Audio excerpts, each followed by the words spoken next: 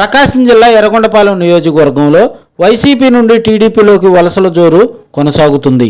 పుల్లల చెరువు మండలం తెల్లగట్లలో వైసీపీకి చెందిన 100 కుటుంబాలు, గంగవరంలో 10 కుటుంబాలు టీడీపీలోకి చేరాయి.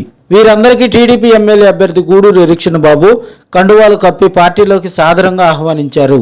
ఈ సందర్భంగా ఆయన మాట్లాడుతూ 100% వచ్చేది టీడీపీ ప్రభుత్వమే అన్నారు. చంద్రబాబు సీఎం అయ్యాక ప్రతి ఒక్కరికి సంక్షేమ పథకాలు అందిస్తామని భరోసా కల్పించారు. చంద్రబాబు పాలనలో గ్రామాల అభివృద్ధి చెందుతాయని ఎరిక్షన్ బాబు చెప్పారు.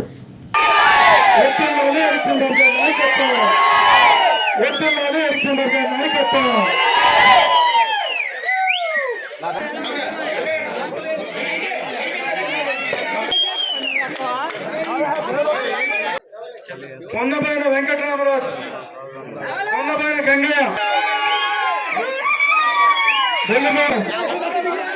చంద్రబాబు సుబ్బారావు, తెల్లగడ్డ మూర్తయ్య, కాయకొత్తుల వెంకటనారాయణ, చెప్తా చిన్న వెంకటనారాయణ, తట్రా గ్యాస్, కందుల నాగేశ్వరరావు. మరొకసారి గుర్తుపెట్టుకోండి, గంగారం పార్టీ నాయకులు, యువ నాయకులు చెప్పి తెలియజేస్తే ఈ 3 సంవత్సరాలు పేద దళితులకి ఒక లోన్ ఇచ్చిన పాపన పోలే, రైతాంగానికి సబ్సిడీ ఇచ్చినటువంటి పరిస్థితి లేదు.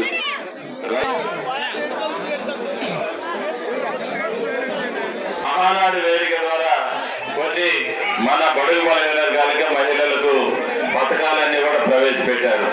అవేంటంటే అవి సూపర్ 6 పథకాలు. ఒకటి 18 సంవత్సరాల నుంచి 59 సంవత్సరాలు వయసు ఉన్న ప్రతి మహిళ తల్లికి నెలకు 1500 రూపాయలు ఆడబిడ్డని ఇస్తామని చెప్పేసి మరి మేనిఫెస్టోలో పెట్టాం.